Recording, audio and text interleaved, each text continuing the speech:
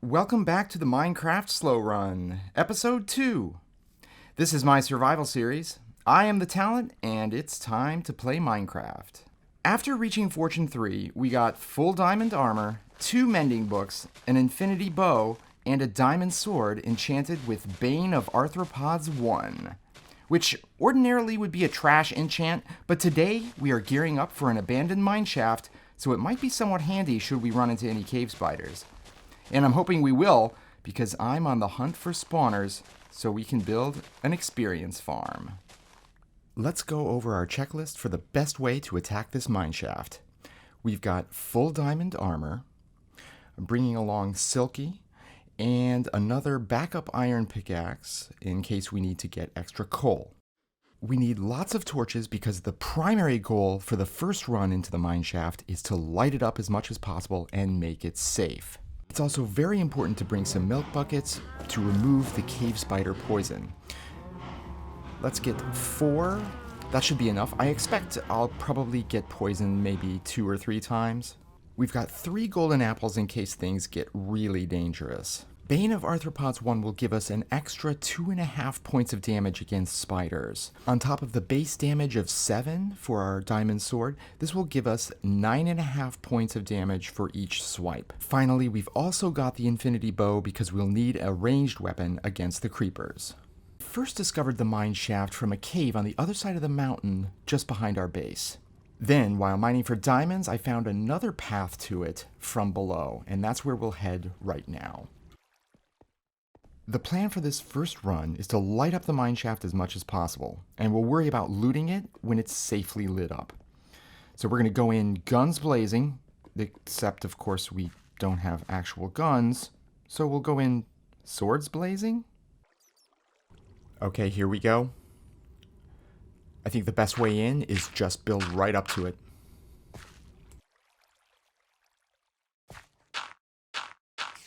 Okay, we've already got spiders on us. Here they come. Get him. There's a spawner right here. Look out, there's more. Get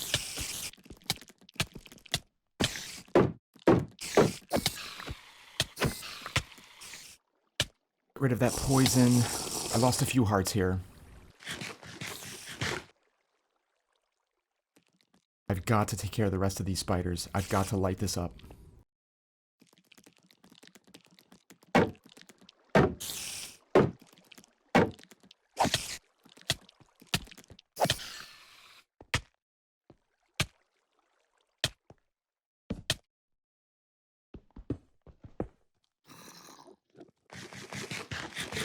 Wow, that was a pretty intense welcome to the mineshaft. Let's secure the entrance a little bit and then start exploring the rest of the mineshaft. Okay, we've got more spiders now. Okay, let's take a little breather before we try to find that other spawner.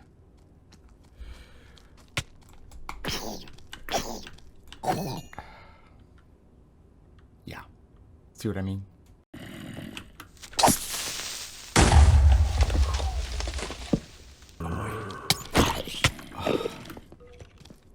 Yeah, I knew that was gonna happen.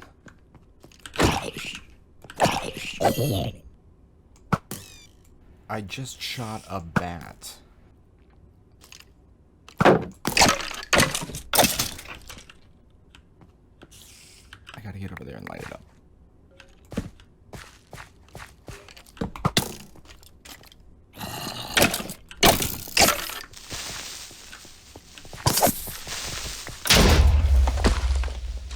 Thanks for the assist.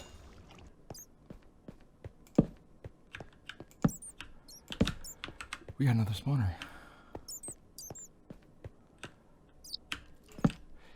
Indeed.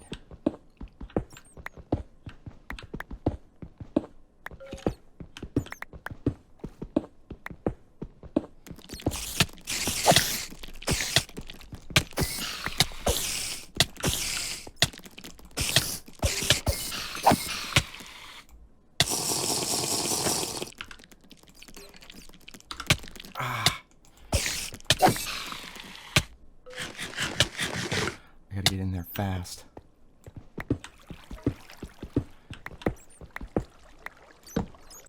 How many times did those spiders poison me? 1, 2, 3, 4, 5, 6, 7, 8, 9, 10. This is why I don't walk into a mine shaft without full diamond armor. Of the 4 spawners I found today, there's a good chance that 2 of them will be close enough to activate at the same time. I'm going to take a break, clear out some more of this mine shaft, and map out all the spawners. The ideal cave spider farm needs to do 4 things. Get the spiders out of the spawn zone as quickly as possible, make the kill chamber completely safe, easily collect XP and drops, and minimize the number of spiders that end up climbing the walls. The design I always like to use for cave spiders whenever possible is by Kid Aloo, and you can find the link in the description. It's not the most popular design, but I've found it does the best job of both safety and efficiency compared to the designs you typically see in popular videos. In a single spawner scenario, this one wins hands down. For double or triple spawners, it may not be as flexible unless the spawners are conveniently oriented. There are several problems that I typically see with cave spider farms in popular videos, and I mean very popular YouTubers. First, many of the kill chambers you see aren't secure. They rely on standing a certain distance from the spiders, and they're only held back by iron bars, but they could still poison you if you stand too close. To me, this is a non-starter. I have very little interest in building a spawner farm that will kill me if I get too close to it.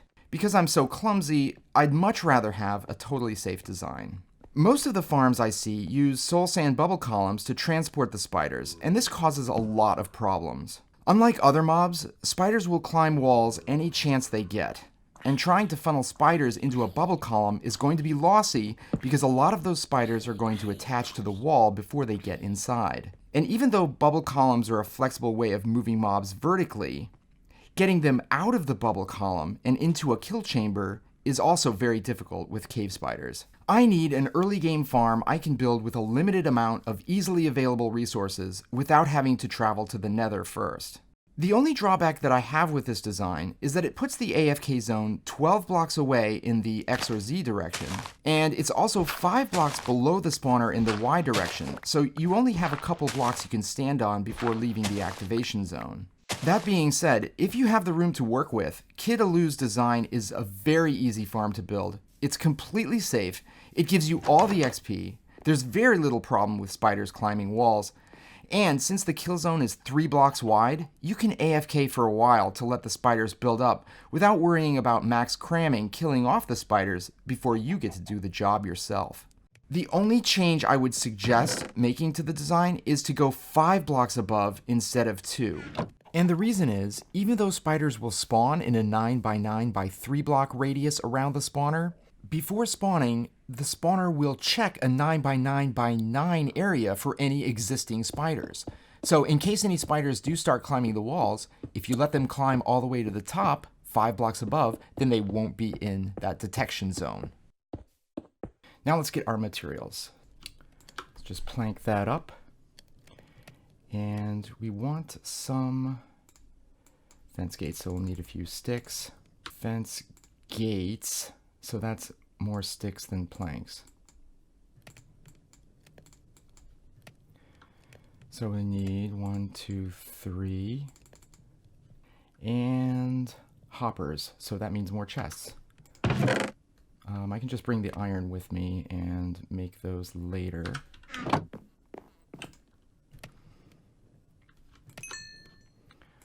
I want to smelt some of this stone so that I can get... Oh! Glass. We will need glass. Have I used all my glass?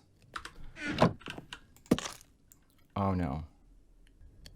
This is why you don't walk around the house holding an axe. A little bit of a detour always. That's another one of the side benefits of always doing your farming before you go back down into the mine. When you come back, everything's grown. You don't have to sit around and wait for things to grow. It's exciting now, getting all the materials. Technically don't need glass, but it does help at certain critical junctures to make sure that the spawner traps are actually functioning. Alright, I've got my stone, there's sand, smooth stone, right? So I really want these for slabs. And then iron bars. There we go. 32 is going to do, I think. You know what? Let's just grab a few more.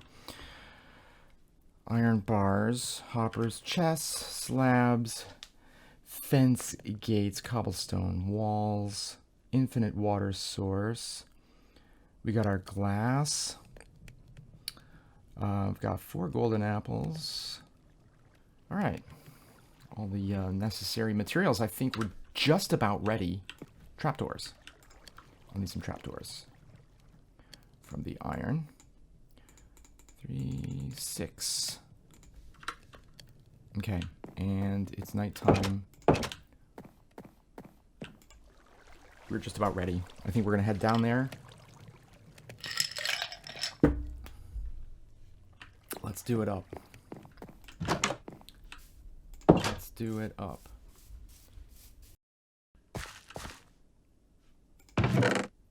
Hanging around in the open chest is usually when I get blown to bits. Okay, so here is spawner number 1. Right up here. And spawner number 2 is right here. Now these are 16 blocks apart in this direction and 5 in this direction. So again, not that straightforward, but there's a clear AFK zone right around here, or actually anywhere in this area. So we're going to encase this guy and bring the spiders this way. We're going to encase this guy and bring the spiders that way.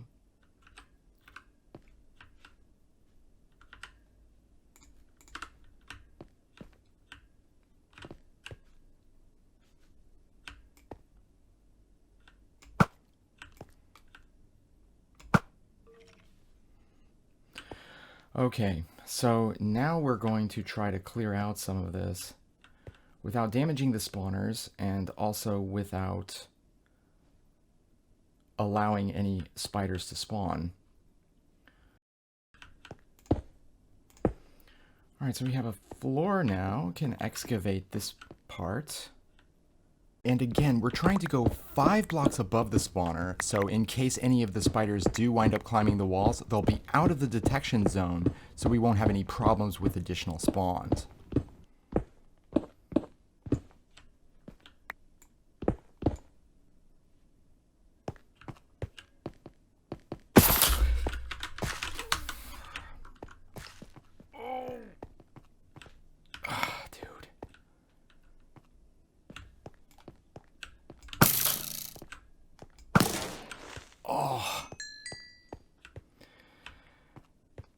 Yeah, you think you're alone and you just get lulled into this false sense of security.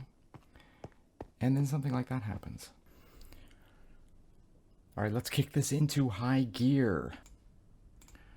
Wall, fence gate, slabs, trapdoor, iron bars, signs, some glass, hoppers, and chests. Okay, now let's build the chamber. 3 fence gates, our chest here, hoppers pointing into the chest, cobblestone walls, let's block off this row, iron trapdoors underneath, then slabs on top of the hoppers, a water source here to keep the spiders inside the chamber,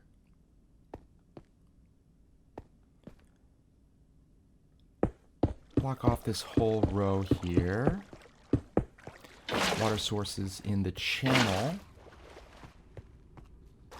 And now we'll put iron bars along this first row with signs and this will help stop the spiders from climbing the walls.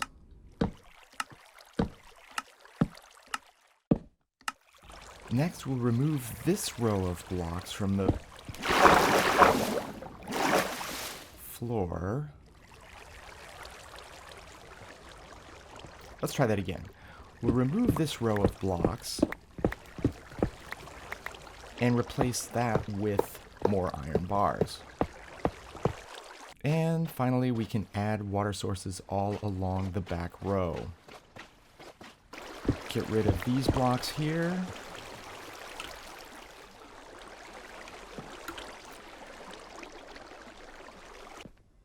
Then run over here to my granite entrance.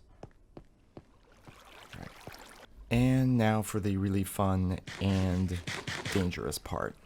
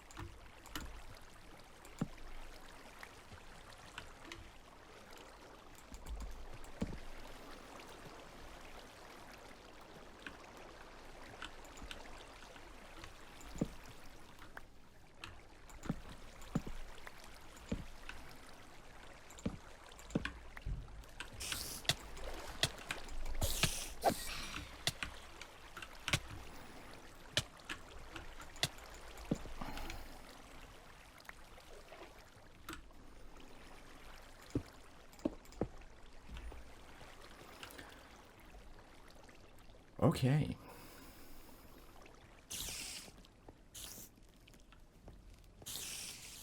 With slabs on top of the hoppers and these iron trapdoors just above the chest, the spiders can't reach us from here, and yet we can still hit them perfectly fine.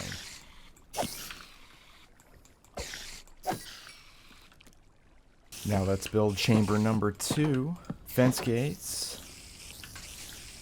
Chest right here. Hoppers. Our trapdoors. And our slabs. Cobblestone wall. Water source. Block off that row. Iron bars. More signs.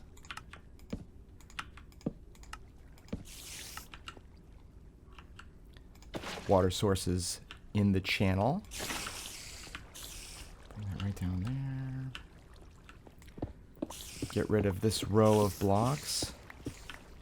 Put down more iron bars. And our water sources along the back wall.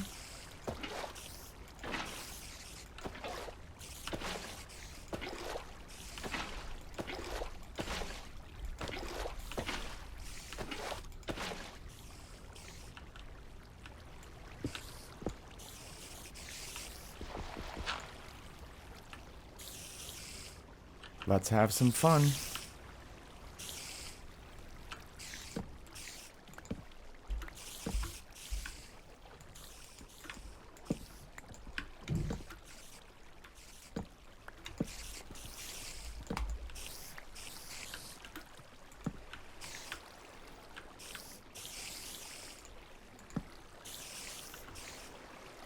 Hey, get out of here.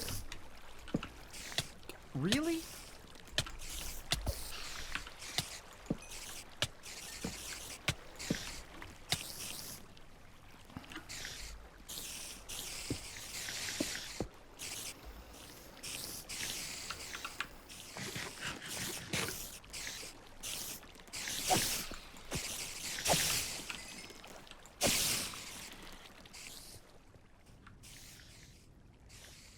Well, hello there.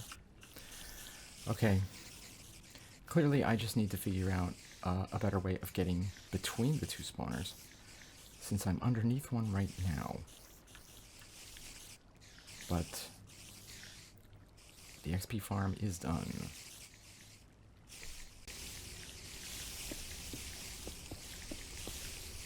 So I built the access tunnel. I can now reach both of the spawners.